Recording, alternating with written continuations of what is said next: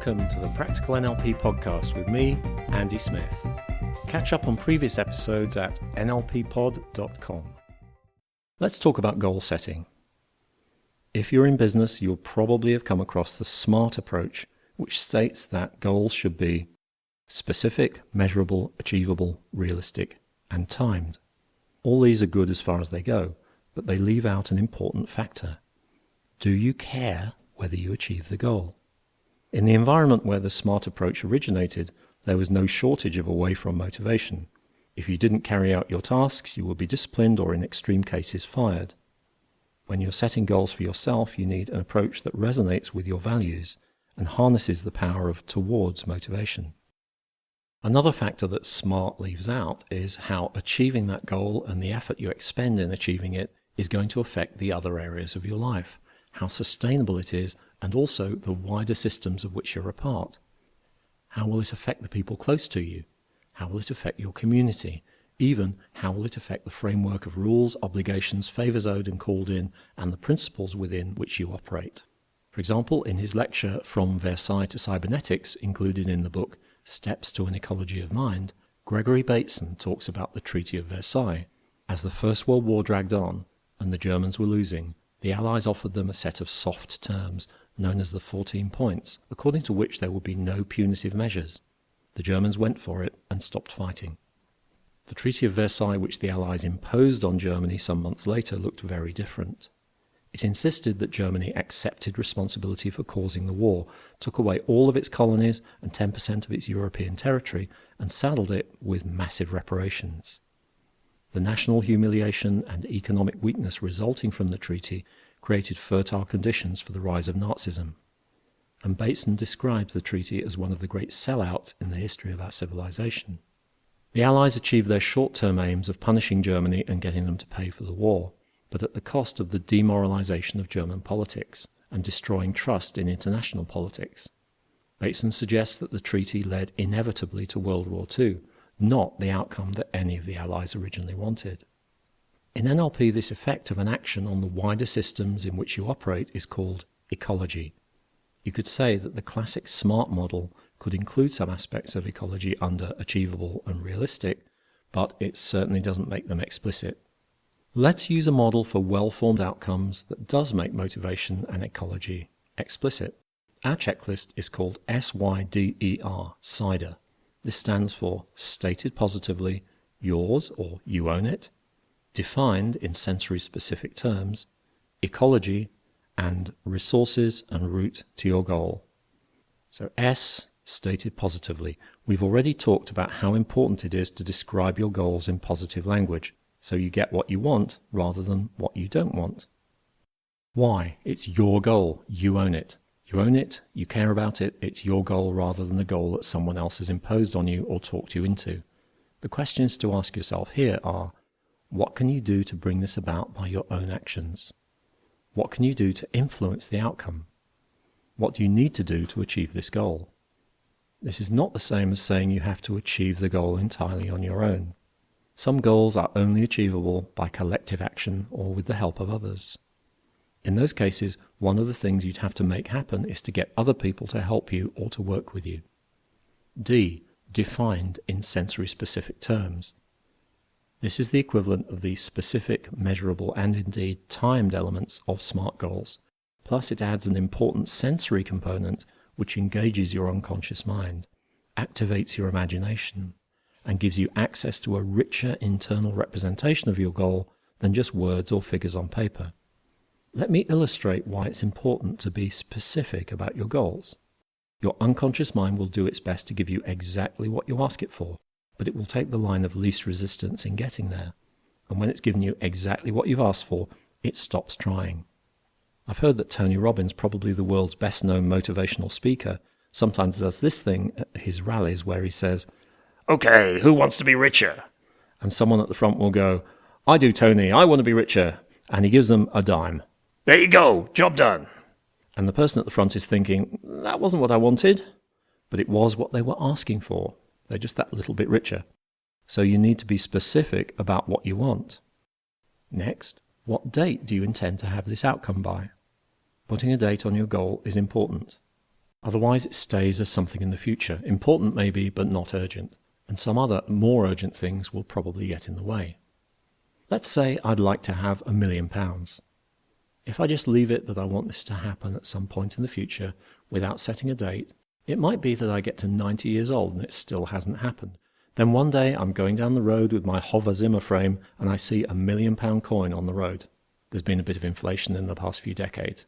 And I hail a passing child and I say, "Pick that £1 million up for me, sonny." Kids in the future are very honest, so he gives it to me.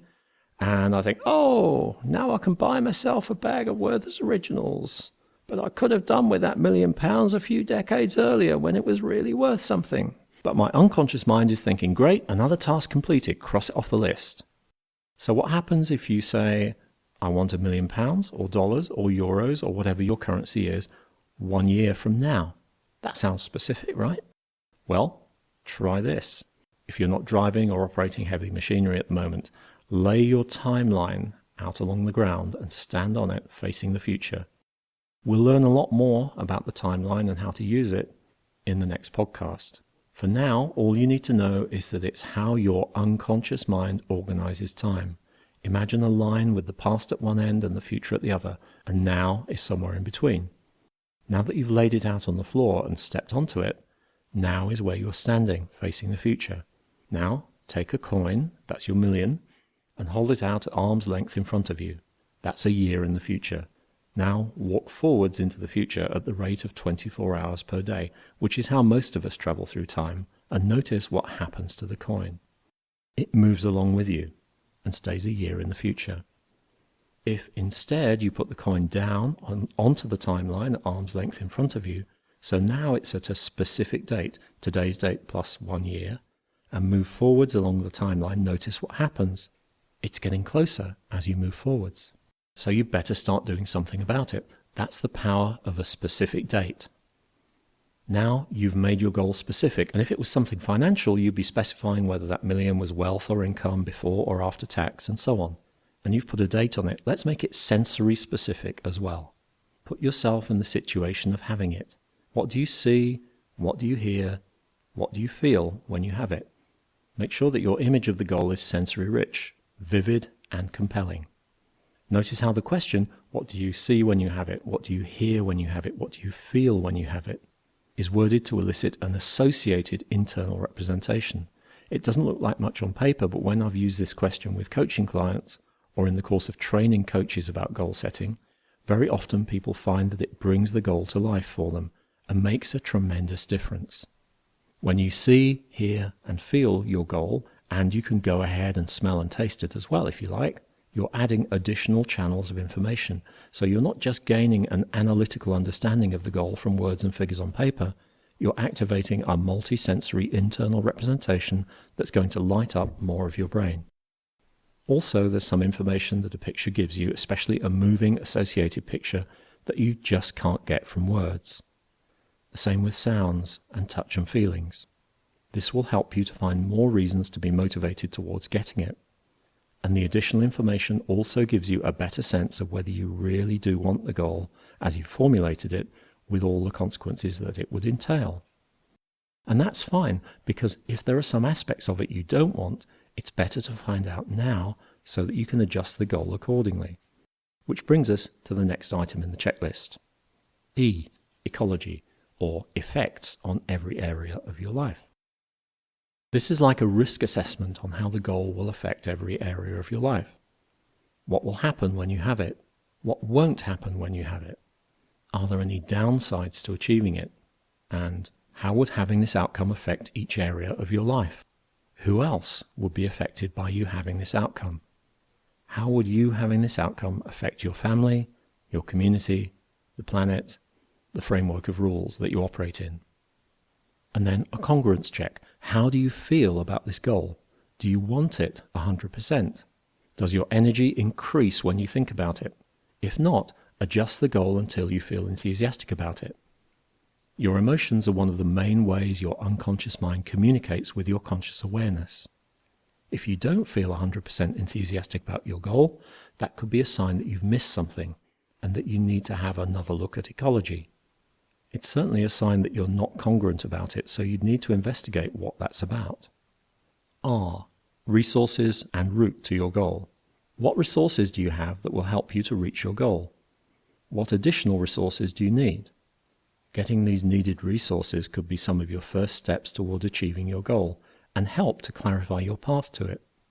It's much easier to work out how to get to your goal once you've got there. Put yourself in the position of having achieved the goal. What had to be in place immediately before to allow your goal to happen? And what had to be in place before that? Continue all the way back to the very first step. So if you wanted to be a transatlantic pilot, what do you need for that? A commercial pilot's license. And what do you need for that? Flying lessons, flight experience. Flying lessons. And you also need to be able to pass the medical. So what do you need for the lessons? Money to pay for them. So maybe getting a better job and clearing any debts will be your first steps, along with getting fit and getting your eyesight adjusted if necessary. See how it makes your path to the goal clearer? That's it for this week's podcast. Remember, you can see the show notes for this episode at nlppod.com, and you can download back episodes you may have missed from the online store at webstore.nlppod.com. See you next time.